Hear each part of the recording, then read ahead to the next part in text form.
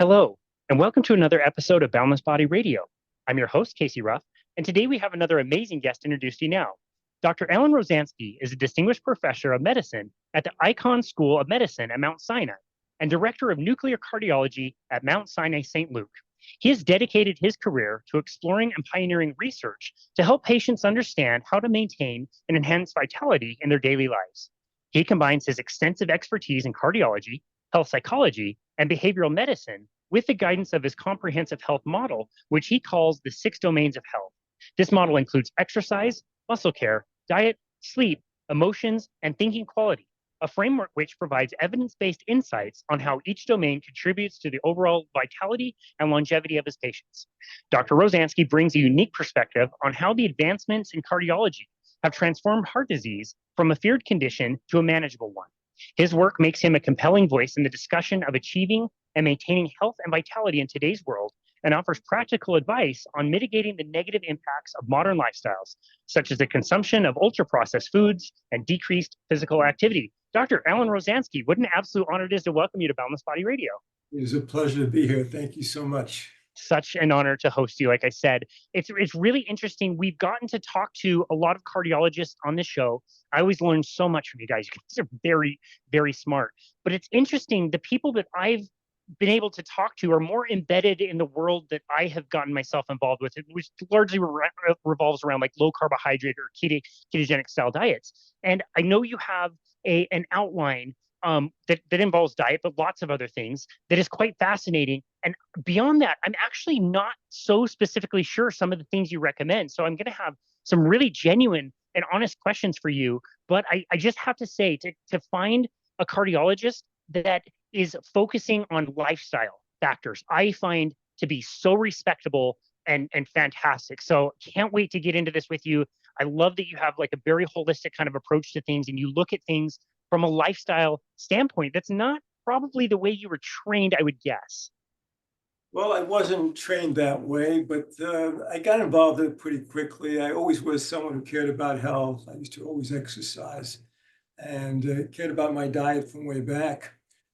And then the research brought me into the whole psychological domain, and I couldn't walk away from it. Wow, interesting. So yeah, tell me like when in your career did that psychology piece kind of come into things, into vision for you? Well, it occurred by accident. I was about 3 years into being a full-time regular cardiologist doing cardiac imaging at Cedar Sinai Medical Center. And I started to feel like something was missing in my career. I got involved in cardiac imaging, and all of a sudden, I was very clinically oriented, was doing a lot of reading of scans, and I was functioning more like a radiologist. And something was up, but I didn't know what to do with it. So I met with somebody that I looked up to, and I shared my frustrations, and I started talking about my interest in psychology. So he said, "Well, why don't you call the department of UCLA it's associated with Cedar Sinai and tell them that you want to be their cardiologist." So I thought it was a crazy idea. He was telling me to call the Department of Psychiatry. The crazy thing is that that's exactly what I did. The next day I called, and a few days later, I got a call back from the chief of the psychiatry department, and he said, "Go meet with this Dr. Herbert Weiner." So I go meet with him. I had no idea who he was. It turned out to be that he was one of the leading figures in a field called psychosomatic medicine. So he told me about this new research opportunity where they were going to fund someone to do sabbatical fellowship if they could do collaborative research in terms of health and cardiology. So I went home that night. What I was doing as a cardiologist, I was imaging people's heart while they exercise. That's how we detect heart disease. We look at people's wall motion. And then when they exercise, all the walls should become more vigorous. But if a wall slows down, instead of getting more vigorous, it means that there's underlying heart disease. Oh. So I said, why don't we study this doing mental stress as well? And so what happened was that I decided I'd put this together as a research project, but I knew nothing about mental stress testing. So Dr. Weiner hooked me up with a bunch of clever psychologists, and they had me perform a series of tasks with patients. One was like it's called the word Stroop task. It's a kind of video game sort of thing, serial 7 arithmetic, subtract serial 7s. And the other was simply to speak about the stress in their life. That was it. The second patient we're studying was a man 59 years old who's about to lose his job, and he's describing it. And we're looking at his wall motion of his heart while he's talking. And literally half of his heart stopped moving while he's just talking about the stress in his life. Wow. I was stunned. We did this in about 40 patients. About half of the patients developed these wall motion abnormalities. So we ended up publishing this work. By the way, it's been reproduced in about 25 other studies since. So this is something that happens. And I couldn't walk away from that. So all of a sudden, what happened is the paper gets published, and I get invited to speak different places and on some NIH symposia. And I start hearing about other people's work in terms of stress and heart disease and all these animal studies. And it was fascinating. So here I have a regular job. I'm doing my regular job as a cardiologist, running a stress lab. And then there's this whole other side of myself that starts to develop. And that's been the truth for the last 40 years. I am like, what's the analogy? Clark Kent and Superman. I have these two identities. People who know me in the world of like behavioral medicine don't know of my work in cardiac imaging, and the other is also true. But actually, it's been a blessing because what I've done is really bring a very evidenced approach to the whole area of this mind body research because of my involvement in both fields. Wow, that's fascinating. It's super cool to know that the one side of things doesn't know the other side of things. At one conference, everybody would know you for one thing, and at another conference, everybody would know you for something different. That's fascinating. Well, that's been true till now. That's been true till now, but I have over time, it really is true in how these things do merge together. So it's, I think it crosses paths very much. Yeah. Wow. Yeah. One of the people that we've interviewed, a doctor, said pretty sure last time we checked, the head is connected to the body. And so to think that mind-body connection, was something that was so compartmentalized before and is now coming into the forefront of our research is quite interesting. So amazing that you were able to help kind of pioneer that work. When it comes to cardiology itself, maybe you could give us a bit of a state of the state of how things are going out there, because I get a little torn. As we read in the introduction, like we're making progress with heart disease in particular, with better procedures, better detection, things are going better. Yet, when I ask people, what the number one killer of Americans is, and it's still heart disease, it gets a little bit confusing of like, what progress have you made? Are we going in the right direction or not as a country? Like, where do you see us currently? Well, that's a great question. When I started out, and I was training back in the 70s, late 70s, early 80s, at that time, we were seeing a lot of patients who were dying from sudden death. Heart attacks were very frequent, often severe. And the abnormalities we would see on tests were very severe. A lot of people were having typical angina. Heart disease was actually rising as an epidemic in the 1940s, 50s, 60s. If you look since 1970, we've had a marked decline in age-adjusted death from cardiovascular disease. It's declined by about 70%. Wow. In fact, yeah. If you look in 1970, about 3 times as many people per year were dying from heart disease as cancer. Now it's neck and neck.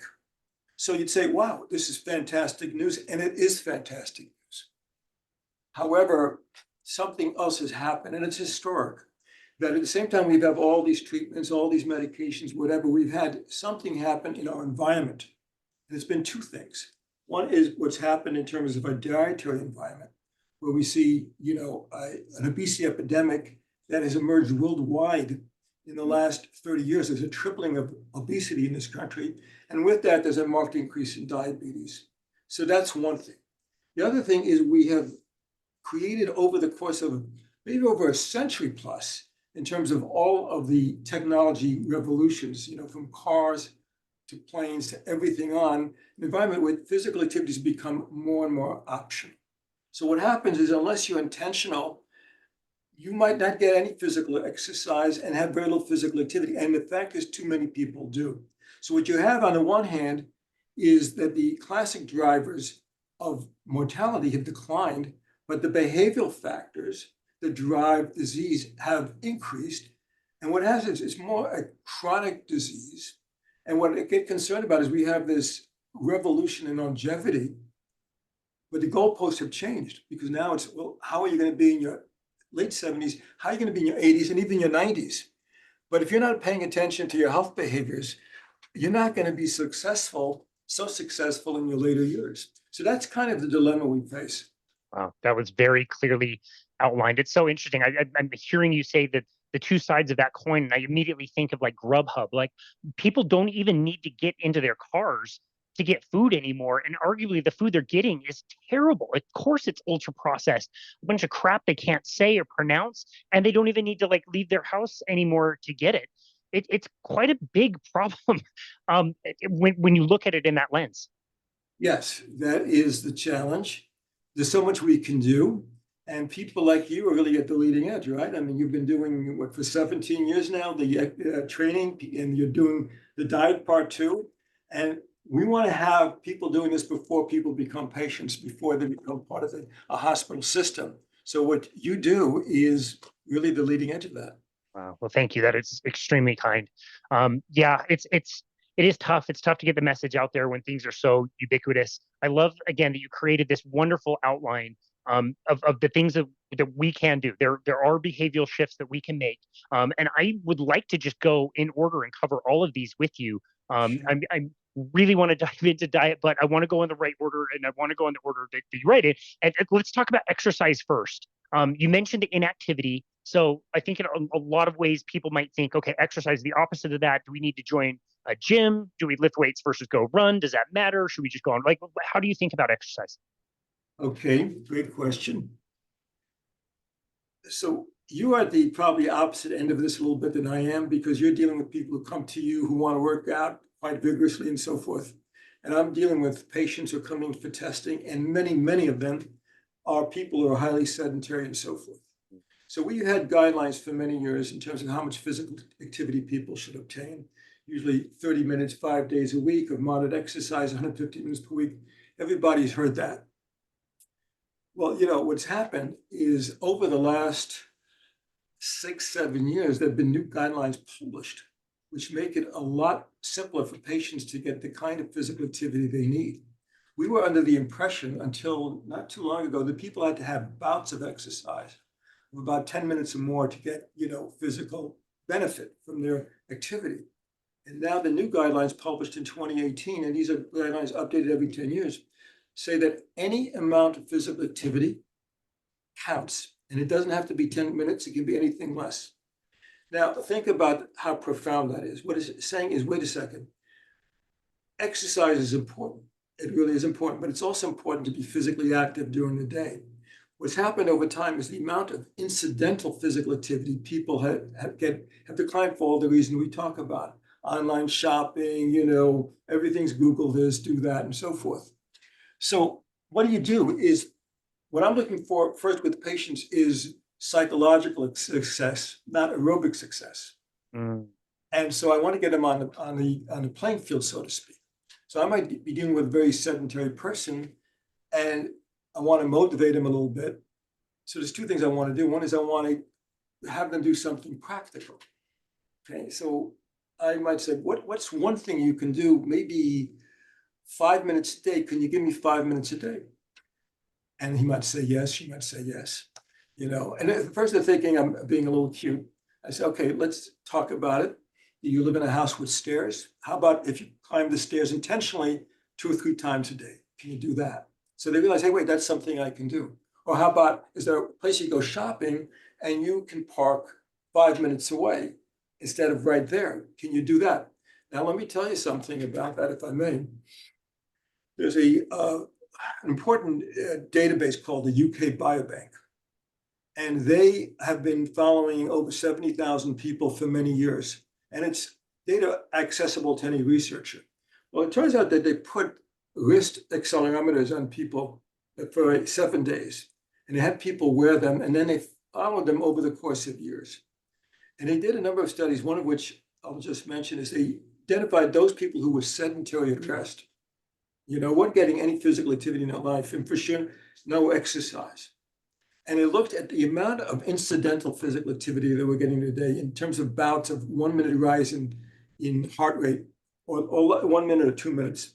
And they found that there was a proportional relationship between the number of bouts and outcomes in terms of heart disease mortality. So that people who had more of these bouts of incidental physical activity were having a substantial reduction in mortality rate. So Wow. that tells you that, wait, this is the first place you start. So then you try to make a game out of it with people, because people get into it in terms of a game. What's one thing you can do and so forth. And then you come back, you tell the patient, come back in a month. I want to know how you've done with this. Keep a diary. So they say you're serious. Now you've got them on the playing field. Okay. Then if you get them to do structured walking 5-10 minutes a day, you know what happens? One day they run into a friend and they do 15 minutes, and they found out they can do 15 minutes. And then something else happened and they start going, and that's how you do it. That's how you start with these people. I love that. That is so wise to give them that kind of barrier to entry, something that's almost like laughably easy. They can start out with that. And if they feel like they're getting a win in this game you're talking about, they will be more likely to do more things down the road. I love that.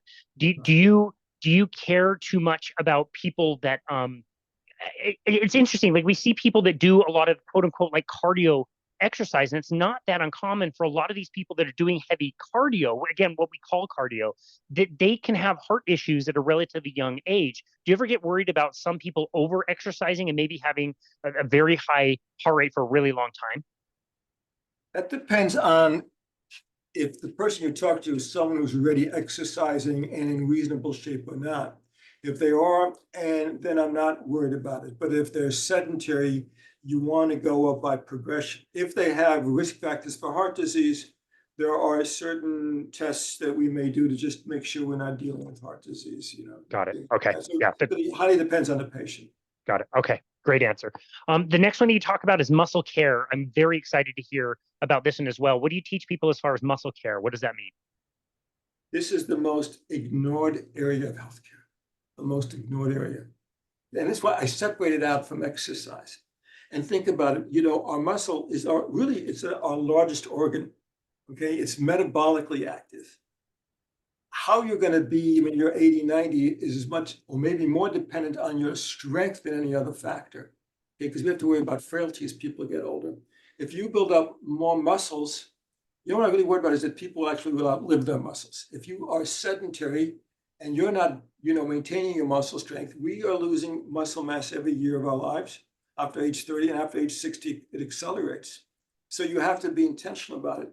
But why I separate it out in terms of exercise is easy and natural. I can tell people how to walk. But in terms of resistance training, people need instruction. They need to learn that either from, a physical trainer or, a physical therapist, or if they have issues that, because it's key to prevent injuries and so forth. So people need guidance in terms of this area. We also don't have really guidelines in terms of how much resistance training. The guidelines say twice a week. It says nothing about intensity, duration, and so forth. So there's a lot for people to gain in terms of that. And I know from listening to your own podcast that you're quite trained in that, and you've talked to a lot of experts about that, and people need that kind of expertise. But it's an essential area of health, and I separate it out from exercise for that reason. I really appreciate that you did that and separated the two so that people don't get those crossed up. I also appreciate the very kind commercial for personal training. That's great. Yeah. So what have you found? That one of the major kind of it's a pushback that I get with people when we tell them, you should be doing some strength training. Most people say like, oh, I don't want to get too bulky. I don't want to add too much muscle. What kind of, I guess, kind of pushback do you get when you tell somebody that like resistance training is pretty important? Well, again, I'm trying to get people in through the front door here. So, I might have them do some wall push-ups and some things like that. But, you want to hit the leg muscles, the quads, the hamstrings, the buttocks are all important, So there are basic exercises that people can do. And, one of the things about this also is an issue of time, because, a lot of people think I got to go to the gym and so forth. But really, you can break this up as a exercise snack, if you will, a resistance snack, where you can just for 5 minutes while you're watching TV at night have your routine. You decide on 2 or 3 things you're going to do during commercials. And again, I just try to get people in through the front door. What's some things you can do for 5 minutes? And I might just show them a list of some exercises. And I'm not an expert in this area.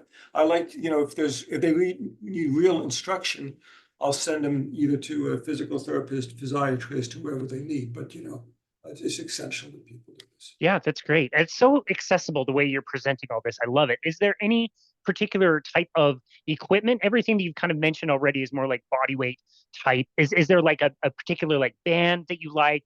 Does everybody need to join a gym to get the best results? Like where are you on that spectrum?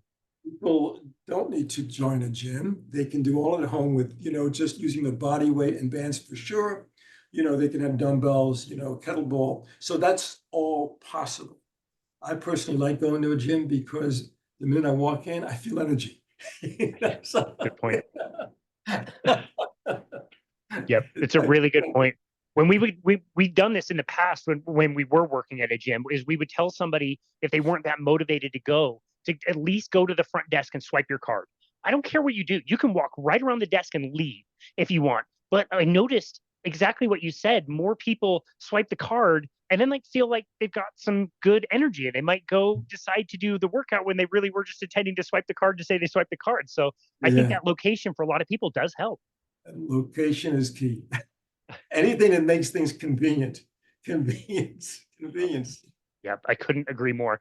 Tying this into your own personal story, how has this changed your own approach to things like resistance training? It seems like, 20, 30 years ago, not many people were talking about this, or everybody just thought of exercise as you're going to go jogging. How is this changing your personal life? Wow. Well, I'll tell you, see, I grew up with parents who were health conscious, and that was a gift. But in my day, we didn't know about resistance training. You didn't have all these gyms. You didn't have all this knowledge. So I was a fanatic about running. And I ran and I ran and I ran. And so I used to be on call like every third night in a hospital often without getting sleep. But I would run the morning that I was on and the morning after, the day after, even if I'd been up all night. I was fanatic about running. But I didn't know about resistance training.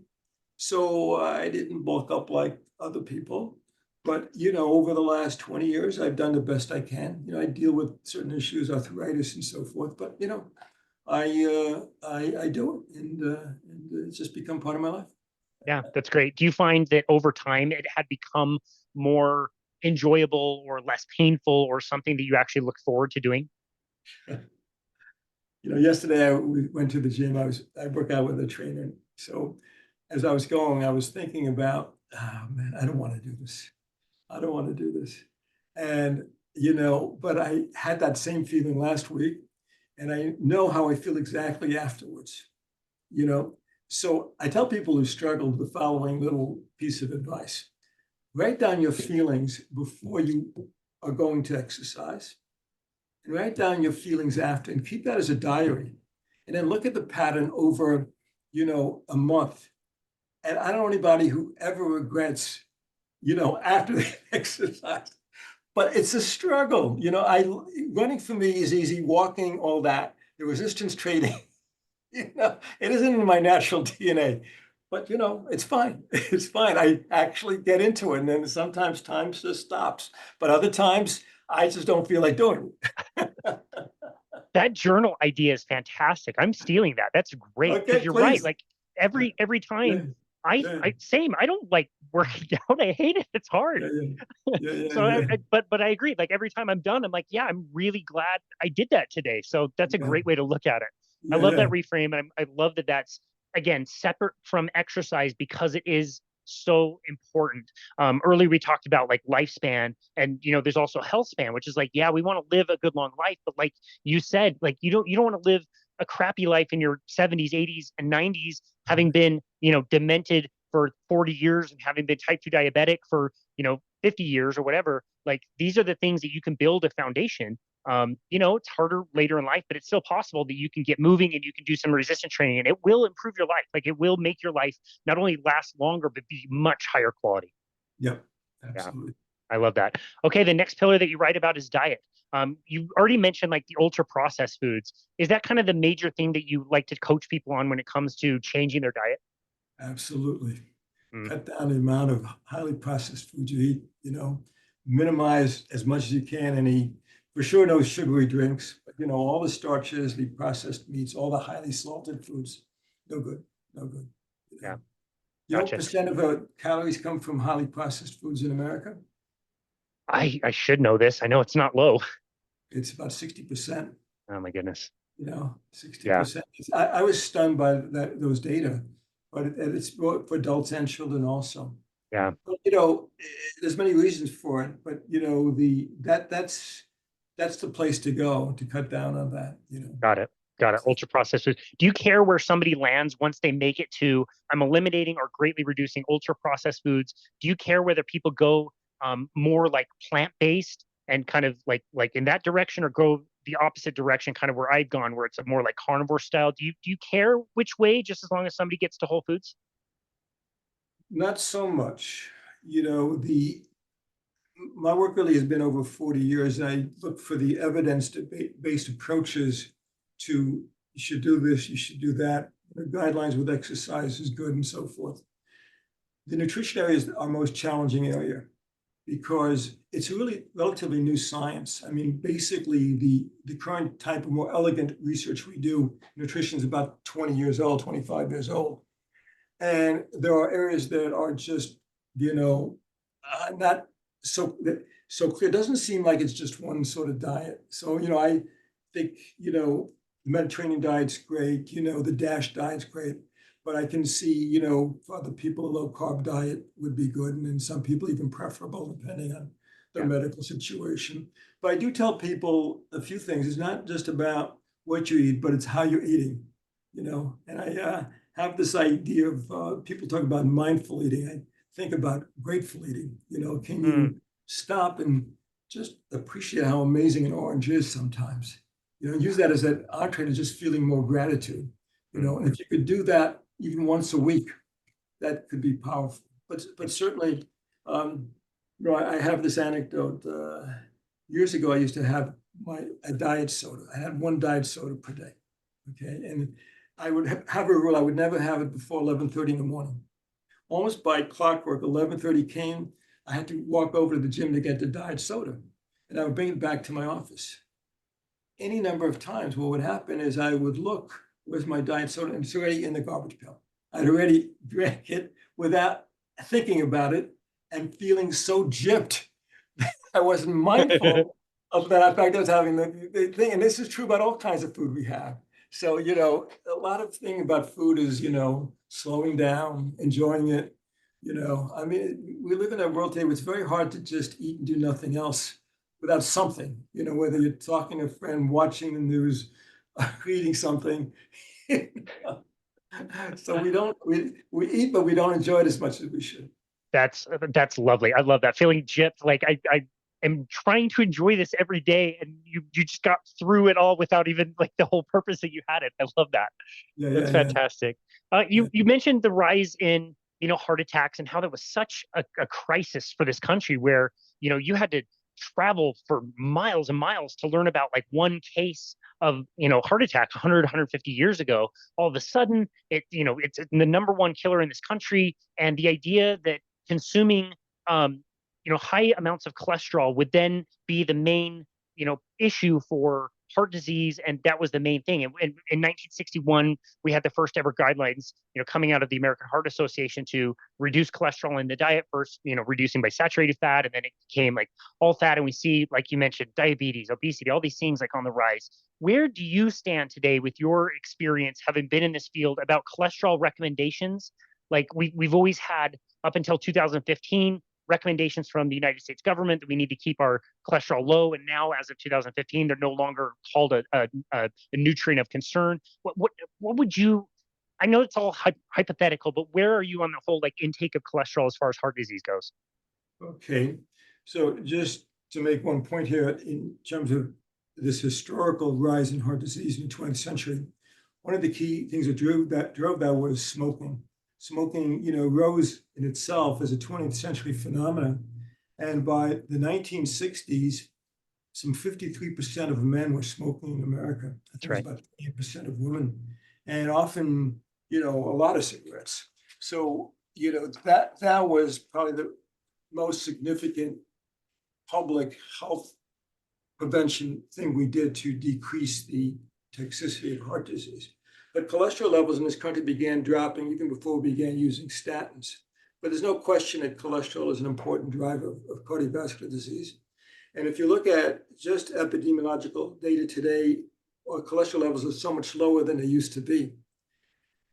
And what we try to do today is, we have formulas, we have, blood tests, we have scores to determine who's at higher risk and needs to lower the cholesterol more than the average amount. So if people have a high risk score based on high blood pressure, genetics, and so forth, you might want to keep the LDL under 70 and sometimes even lower. And one of the great advances is corneal calcium scanning, which is a very simple technique to look at calcium deposits in the coronary arteries, which correlate with the amount of plaque we have.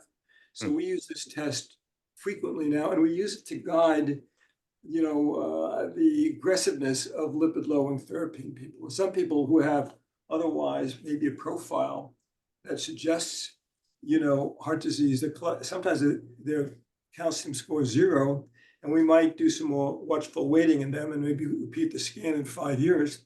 And then other people, they will be surprised to have high calcium scores, and even without much risk factors, and sometimes with none, in which case we will be very aggressive in lowering the cholesterol.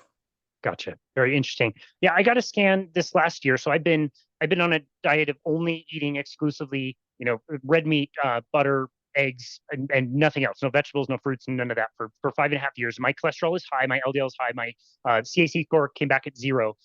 There's an interesting phenomenon. I'm not sure if you're aware. There's some interesting. We're finding this kind of phenotype in the low carbohydrate space in particular that's very interesting. And I always use my really good friend. Her name is Robin. Robin is she's in her 40s. She's a mom. She is bipolar, so she has spent most of her life heavily medicated. Whether the medications worked or not, mostly sedated. Just didn't have the best time, kind of raising her kids. She ends up going on a low carbohydrate and eventually a no carbohydrate diet. And this phenomenon happens for people with a certain leanness, where all of their blood markers improve. So her triglycerides drop to the basement. That's great. Her HDL cholesterol accelerates, goes up. That's great. It's in a great level. But her LDL cholesterol, it's not high. It's double or triple. It's like 300, 400, 500, very, very, very high LDL levels. But if she maintains that diet, she has no bipolar symptoms and takes no medications. And so they've identified this phenomenon called a lean mass hyperresponder, where people are very lean. They are below a BMI of a certain level. They eat what they consider a good diet. They feel like everything improves. All the blood markers look great, except for LDL cholesterol skyrockets. And so there's new research using CT angiogram, where they're looking at like really advanced heart scans and finding that these people have the threshold of like how much cholesterol they have over the course of years of having it, and they have very low kind of heart scans. I mean, are you aware of any of that? It's called like a lean mass hyperresponder. I am not personally aware of that specific issue, but it's very interesting. And one thing I would do in someone like this is periodically, scan her coronary vessels just to see how they're faring on, let's say, obviously different kind of diet. Yeah. Definitely. Yeah. One of the studies that's ongoing is a 1-year longitudinal where they're flying people out to UCLA for Dr. Budoff is his name. And they're doing that CT angiogram. And they're going to let it go a year and see what the difference is. And these people, like, starting out with preliminary data, we don't have the 1-year data yet, but the preliminary data is like the average of these 100 people are LDL cholesterol of 260, and they're on average like 55, 56, mostly male. All of them hypercholesterolemia, obviously very, very high cholesterol.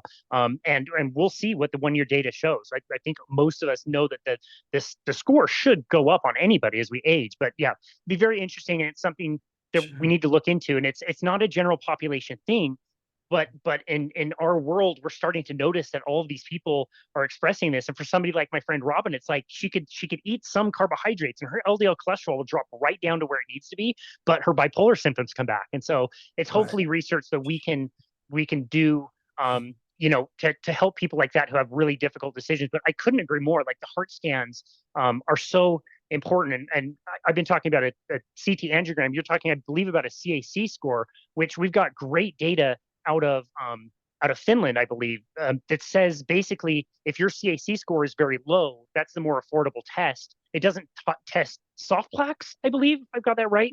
But the calcium scan looks at what we call calcified plaques. The soft plaques, if you want to call them that. You can see more plaques on a CTA study. It's a more expensive test, but there are times when we want that test, and there's times when the Got calcium it. is Yeah, more than- that's and they found in Finland that since they've got like centralized healthcare, they've got all this data, and it was like 50,000 people or Sure. something. But they did notice that like if you had a good CAC score, chances were very, very good that your CT angiogram would be good also. So yeah, I like that approach. Let's start with the CAC. This other test is more expensive. We'll use it if we have to, but we don't necessarily need to be doing that most expensive screen. And most people, like you said, could be benefited from doing a CAC score over a few years to see what's going on. Right. If the calcium score is 0, then only 10% of people may have any plaque, and usually it's mild plaque. So Yeah. with calcium score 0, we feel quite happy to just follow people, and then at periodic levels, maybe 5 years or so, repeated calcium. Cool. Yeah, that's fantastic. Love that. And again, regardless of whatever somebody chooses for their diet and whatever they land on, we could not agree more. The ultra processed foods are terrible. They're everywhere. Sugar is in everything. In fact, you mentioned cigarettes. The only reason we were able to invent cigarettes versus just smoking tobacco was because we soak tobacco leaves in sugar, changing the pH, which allows us to intake all that nicotine, making them super addictive. It was the sugar that made it do that. And it's just crazy to think that they took the addiction model, and most of the tobacco companies purchased food companies and just continued running the addiction model of hooking kids, doing advertising, the availability, the affordability, all that stuff. So if we can just avoid that, stick with real foods, eat the foods that you like and give you energy, I think that's wonderful advice. Sure. Yeah. Excellent. You write next about emotions. Tell us about the link between emotion and is this really related to what you were talking about earlier as far as like stress? Well, it is related. I started out looking at acute stress, and I did that for about 5 years. And then, as I mentioned, I was being exposed to the research of other people. And back in the 80s, there was a lot of data coming out in terms of depression and its links to cardiovascular disease. And it was very controversial in those days. I mean, today everyone accepts that depression is not healthy for your heart. But in those days, we weren't sure. But what the data showed, and what I say is that we don't have to argue in terms of what's healthy and what's not unhealthy. What's healthy are those things that promote survival, decrease disease risk, and improve the physiology of the body. And unhealthy is what does the opposite. Well, we are certainly not built to be depressed, because when you look at our physiology, when people are chronically depressed, just about every important physiological system goes haywire. People develop insulin resistance, a much increased incidence of diabetes. The amygdala, increases in size. The autonomic nervous system, its markers increase. Cardiovascular disease increases. Platelet function actually is substantially affected by depression, and so forth. So the opposite is also important to emphasize, that when people live in terms of more positive moods, they're also, healthier physically. So really, our emotions is a health domain. Then the question is, well, how do you get there? How do you live with a greater level of happiness, if you will? So it's a health domain. It's a health Love domain. that. Yeah, I love that. So we survived the pandemic.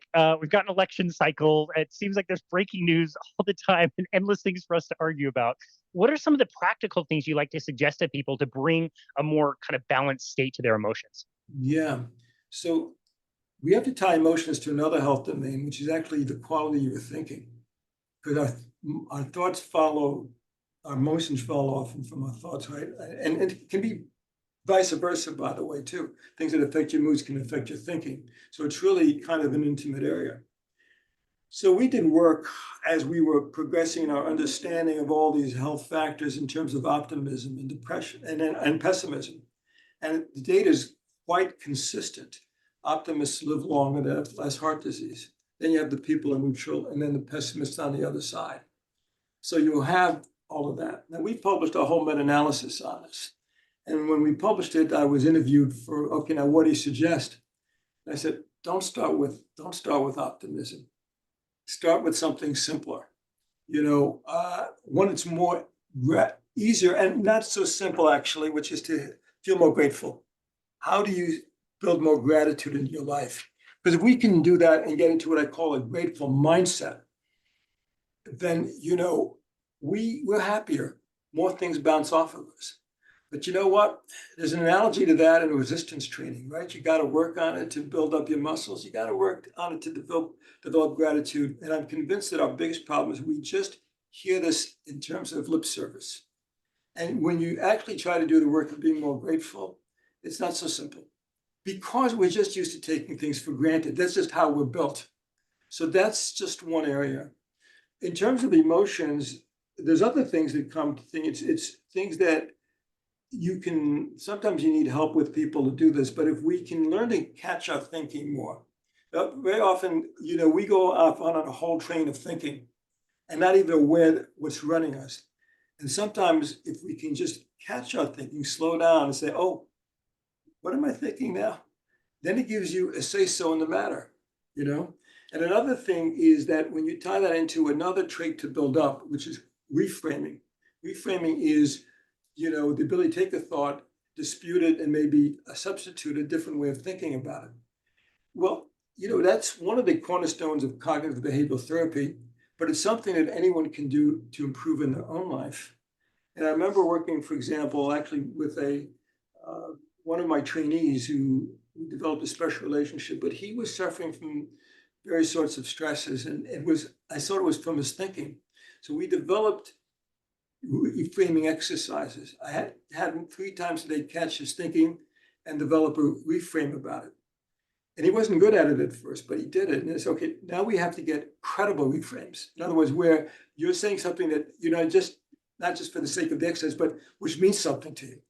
Eventually, he became fantastic with it, and his happiness definitely improved. So this is an example of something you can do in the emotional domain.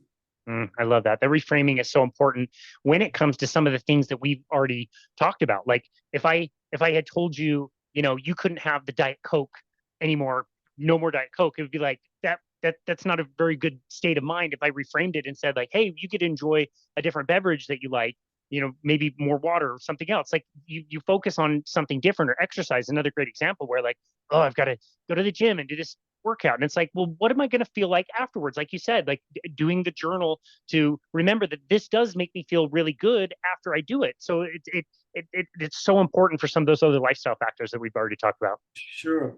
There's one other key thing to mention all of this, which is the relationship between our, energy levels, if you will, and our thinking and our moods and so forth. There's a doctor who's no longer with us, Dr. Robert Thayer. He did classic work about 30, 40 years ago, where he had people wear beepers in those days, and he had them note their actual thoughts, their emotions, their energy level, and so forth.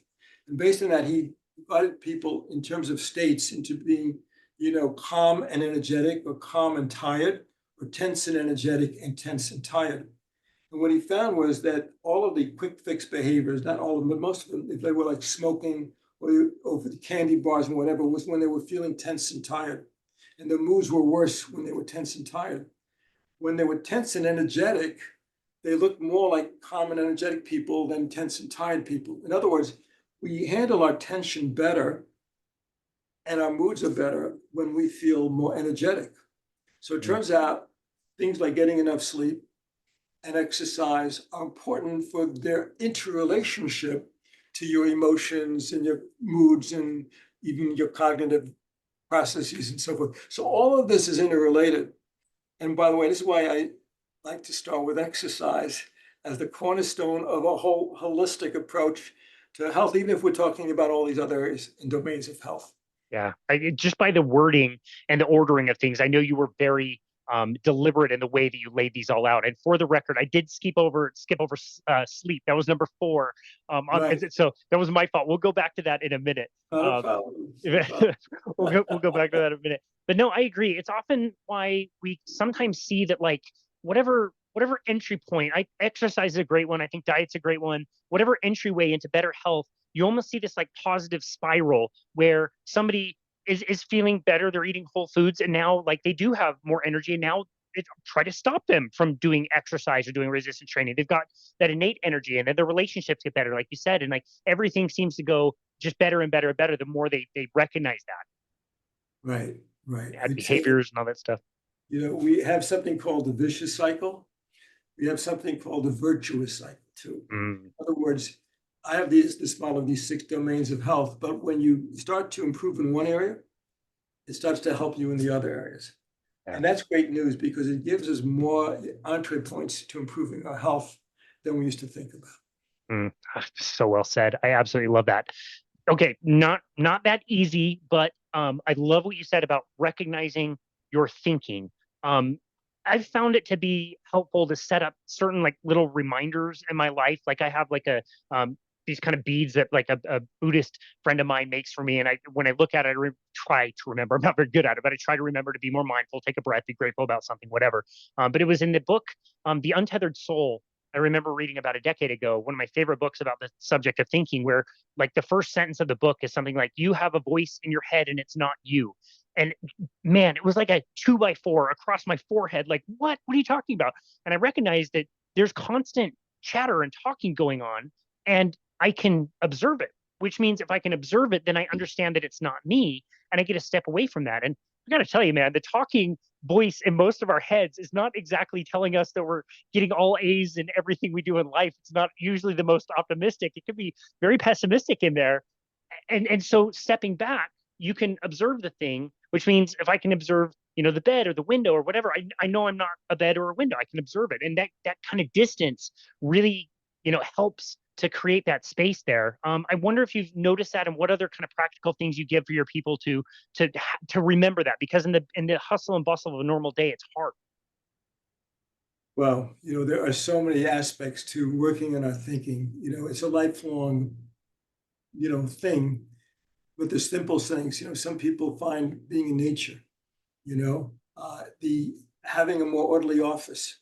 The people often are affected by their environment and whatever. Here's one for you: the time-pressed mindset, feeling that I have so many things to do all the time, becomes a mindset, and you feel pressed by time because of your agenda things. And then what you have to do, you have to actually work on time management. You have to work on it. So our actions affect our thoughts and our feelings and so forth. So very often this is action-oriented sort of things that people do, but there's so many varied approaches. And if people are dealing with something that's very significant, ruminating, anxiety and so forth, then they have to find, specialists who, deal with that. Also, sometimes it's the people you hang around with, hang around with upbeat people, can help. There's a wealth of self-help books out there on different things. So sometimes just working with one idea and then trying to be 1% better. How can I, what can I do to improve my quality of thinking? And there's so many things that you can do. I love that. And again, like we've been saying, all of these are interrelated. You mentioned getting out in nature and movement snacks. Well, guess what a good way to do that is? It's nature anywhere around you, whether you live in the woods or whether you live in the suburbs like me or in a city like you can get out and at least get a bit of fresh air and see some plants growing and see some birds. And like there's things that remind you that you can stay grounded. Life is going on around you and you're part of it. So yeah, I love that. And I like the idea of people can go out and find whatever works best for them. Yeah, one other thing I would add to this as we're talking is the value of finding uh, uh, wise friends and wise people who, have a little bit deeper eyes that you can look up to and that you have a trusting relationship with. So therefore you can be a little bit vulnerable and share some of your emotions and thoughts with them, So it doesn't have to be a therapist, it can be, but we all need to work on that, to have people we can look up to and build a little bit of network of friends and people who help us grow. Yeah, I love that. I think that's wonderful advice. And if you're thinking that, maybe your friends aren't supporting you as much as you like, maybe it goes the other way where you haven't offered enough support for other people as well. And so remembering that that's a two-way street, and you can always pick up the phone and call somebody or text somebody that you haven't talked to in a while, and you can build that over time. I think that's a wonderful and often missed. Absolutely. We get so much more from giving, and that is part of health too. Yeah, exactly. I mean, you heard during COVID, all the people that would do Zoom calls with their friends, and like, yeah, we can't be together at this one time, but we can still have some kind of community. It's not the best through a screen, but it's better to do something versus feeling like totally isolated without working on those relationships in our lives. Right. I love that. Well, like I said, we skipped over sleep, which is one of my favorite things to do. What things have you learned about, first of all, the importance of sleep? I hope we're coming out of this. We've had in our culture for so long the I'll sleep when I'm dead kind of mentality, and we want to be on the grind and working hard. And like I said, I think we're moving away from that because we probably discovered that if you tell yourself you'll sleep when you're dead, you're probably right, and you'll probably speed that process up a little bit. But what have we learned about the importance of good quality sleep? Well, we've learned a lot. We've learned of all the different systems in terms of the cardiovascular system, immune system, glucose, insulin, metabolism. All these things are affected by sleep that is either insufficient or poor quality sleep. And also we've learned that it seems that if you have too much variability in your sleep pattern, that's also not healthy. Actually, it's physiologically not healthy. But that being said, the recommendations is the sweet spot is usually 7, 8 hours of sleep per night.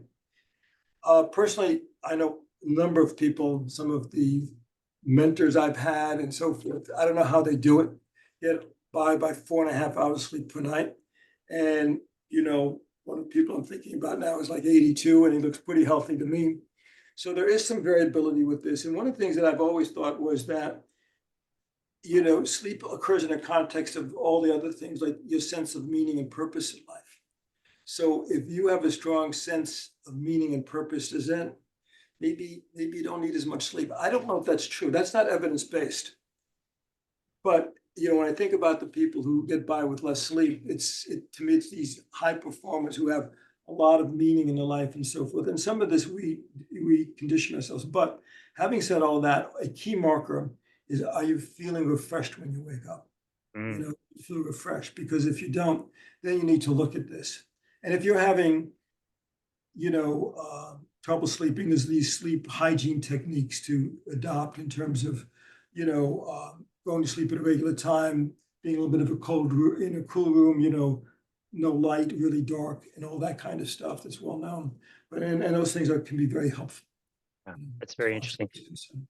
Okay, so I find it fascinating that you said what you said, and I really appreciate you said this isn't evidence-based. I'm just making an observation. I really appreciate your carefulness of your words when you say that. I have noticed, first of all, I can say I've noticed that as well. And I've also noticed people seem to become more efficient at their sleep when they nail some of these other lifestyle factors. Like I've heard it all the time that like I've changed my diet, I've started exercising, and I'm so upset with this way of living because I'm waking up earlier and earlier and I can't get back to sleep. And this is terrible and awful. And I learned over time to press them a little bit and say like, okay, well, you didn't get as much sleep as you liked, but how was the rest of your day? Like, did you take a nap? Were you tired? Were you yawning? And they'll often think and be like, oh, yeah, but no, I guess I wasn't that tired. Like, I felt pretty good. I didn't need a nap. I can't remember the last time I took a nap, actually. You know what I mean? And so I wonder if you've noticed, like your friend who seems really healthy, the 82-year-old who seems to get by on less sleep, would you also say he's practicing other things that like a good healthy diet and maybe helping that? Again, it's just observation, but it's interesting. Yeah, no, absolutely. Yeah. Wow, that's so interesting. I love all the lifestyle things you mentioned. I think they're well known now. Like do the red light. The thing that I have the most trouble with, the most people, myself included, my friend, is screens. Screens, people like.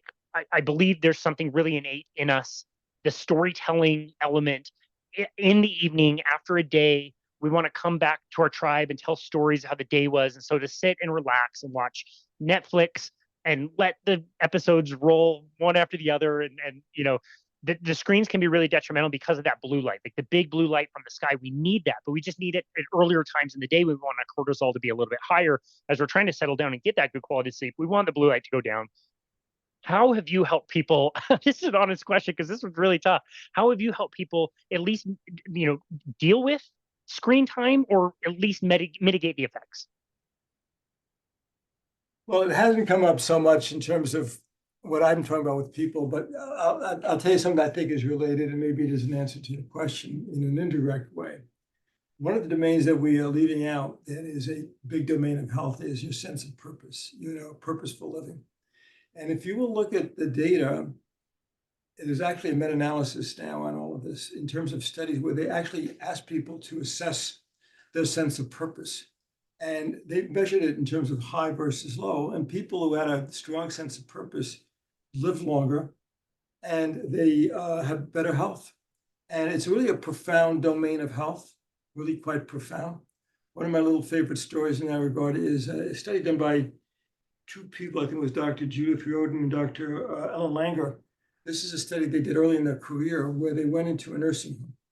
And this was a randomized controlled study, which is our highest level of evidence. So they went into this nursing home and they divided the nursing home people into two groups. Both groups were given a plant. Half of them were told, we're putting in this plant, we're going to come in and water it. The other half were told, we're putting in this plant and you need to water it. They looked at outcomes about a year and a half, 2 years later, and lo and behold, the people who were put in, made responsible for the plant were living longer, has less died. Talking about our sense of meaning, which you can get old, but you can't retire your sense of meaning. Okay. Now, I guess if someone was talking to me about screen time and they were concerned about it, I would start to press them. Well, what are you getting out of the screen time? And maybe there's some other things you could be doing, because the way you're framing the question, it's about, I'm getting too much screen time and I'd like to have less of it. Well, that comes from having other things to do. There's so many powerful things to be doing that there's ways to decrease your screen time from just pursuing other things of meaning. Yeah, I love that. I'm going to end this conversation with, hopefully it's not too personal of a question, but a personal question for you. Sure. Being a cardiologist for as long as you have, doing what you've done, and now coming onto some of these other lifestyle factors, putting this together for people. I'm assuming I know the answer, but relating what we were just talking about to you yourself personally, how do you feel about a sense of purpose? I mean, obviously, I believe you're in your 60s. You look super healthy. You look very fit. You look very happy and really agreeable. How do you feel now helping people with some of these lifestyle factors that maybe other doctors are not trained on, as far as sense of purpose in your own life? Well, I have a strong sense of purpose. I will be getting accused by my family of not being fun-loving enough, because I don't seem to need much and so forth. But it isn't like I came onto these things overnight. This was about 40 plus years of research. And the research just led me, it's told its own story. But, I'm blessed by having many different kinds of interests. And life to me is not boring, so that's your question, that's the answer. I love it. Oh, I think just that desire to share your message, make sure everything is, sound Sure. scientifically, and getting it out there to people, I think is absolutely wonderful. I have thoroughly enjoyed this conversation. This has been fantastic. And I think there's been so many good practical tips that the listener will take away from this. So I really appreciate you and your time and being willing to chat about some of this stuff today. Where would you like people to go to find you and connect with you and your work? Well, it's a good question. You talk about adventure and so forth. Until now, I've never been on social media. I have a Oh, man. LinkedIn page, which I'm now going to make active so people can find me there, because I've been in the academic world and so forth, but I've felt there's too much that the public needs to know. So I'm going to be developing a website which will go live in about 2 or 3 months. So people will look for me there. Then that's one thing. And I will be getting active on LinkedIn. So that's going to be another. Excellent. Man, I can just tell you, it's one of my least favorite things to do is the social media stuff. I don't love it, but that's where people are. You know what I mean? Like, your desire is to share this message is so great that you'd want to start some of the social media things and get that out there. It's where people are going to find the information. So as much as I think to myself, like, oh, I hate this stuff, I don't like doing it myself. I'm not going to hate it because I don't have any concern other than I enjoy sharing. I've enjoyed talking to you, and I just love talking, at our dinner table with my trainees. This is what I'm always talking about. So it's just another venue to do it on social media. I love it. Oh, good for you. That's a great way to reframe it. And I think it'll be wonderful. You're an excellent communicator. And again, you make things really reachable, approachable, and very practical. So I really appreciate that. Dr. Alan Rozanski, thank you again so very much for taking the time on our show today. I love how you've learned all of this stuff and synthesized all this information over the course of your career to then, again, want to go out and share it with people, I think is wonderful. So thank you so very much for everything you do. And thank you for being on our show today. We really appreciate it. Thank you so much for having me. Thank you. Absolutely. It was an honor. And this has been another episode of Boundless Body Radio.